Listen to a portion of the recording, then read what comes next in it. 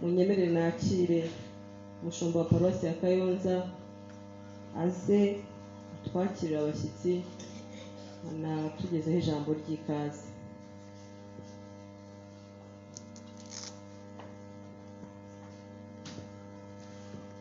Tunashimwe. Reka dutangire kwihanganisha imiryango y'ababuze ababo muri Jenoside yakorewe Abatutsi yabaye 1994 kugira ngo bikomere. Nyakubahwa mukuru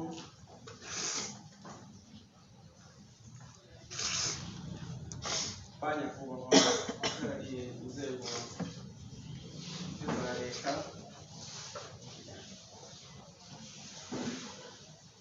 ndetse n'iz'umutekano batandukanye n'ubwo batarahagera. Umuyobozi rero wayibuka umurenge wa Mukarange akaba ari we ubaye intumwa ya leta muri iki gikorwa. Turabishimiye kandi tubifurije ikaze. Madamu uhagarariye Yavega mu karere kacu ka Kayonza turabishimiye kandi tubahaye ikaze. Abapasitoro uhagarariye amaparuwasi yo muri zone ya Kayonza turabishimiye. Abakozi b'Imana baturutse mu yandi matorero ndetse namwe bakozi b'Imana uyoboye amatorero yo muri paruwasi yacu ya Kayonza tubahaye ikaze. Abakristo rero mwese mwitabiriye iki gikorwa mwese mwiyumve ikaze. Tubanje rero twishimira ariko tunabasuhuza mu izina rya Yesu Kristo n'indamukanyo y'abana b'Imana. Muri iki gikorwa turimo kwibuka Jenoside yakorewe Abatutsi muri Mata 1994, ni mu minsi 100 yo kwibuka abanyarwanda twese muri rusange kwibuka ku nshuro ya 30 Jenoside yakorewe Abatutsi 1994. Itorero rya ADEPR by'umwihariko twabihaye agaciro. Muri paruwasi rero yacu ya Kayonza twateguye iyi gahunda twibuka iyi Jenoside yakorewe Abatutsi 1994.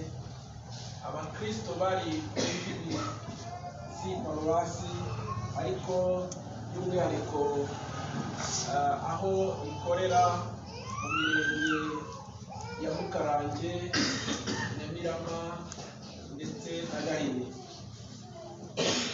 Tukaba rero twibuka ku nshuro ya 30 iz'inzirakarengane z'abakristo bacu bazize ubusa Jenoside yakorewe.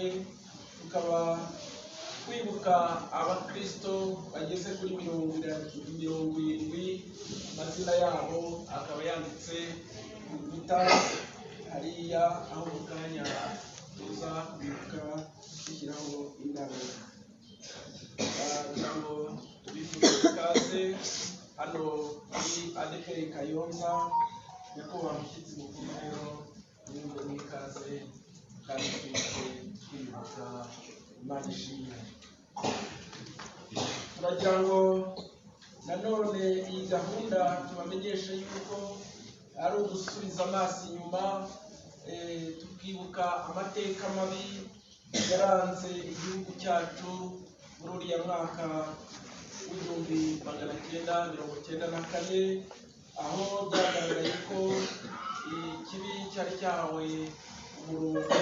Ahari dukomeze tukirwanye ndetse icyo ari cyo cyose n'aho cyaturuka hose, ndetse tukanatoza abakristo kuba abakristo beza barangwa no kwirinda kuriganya kubaka indangagaciro z'abanyarwanda iza gikristo kugira ngo dukomeze kubaka ubumwe n'ubudaheranwa bw'abanyarwanda. Kwibuka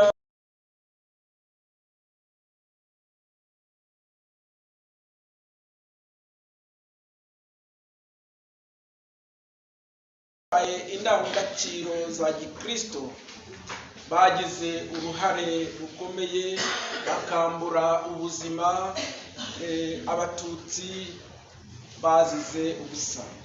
Uyu mwanya rero wo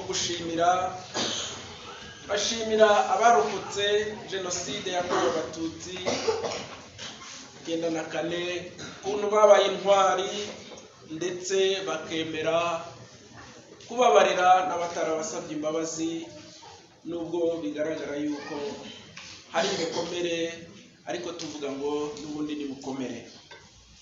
Turazirikana kandi ubutwari bw'ingabo za RPA zari ziyobowe na Excellency Nyakubahwa Perezida wa Repubulika y'u Rwanda Paul Kagame mu kurokora abatutsi zibavana mu menyo y'abicanyi.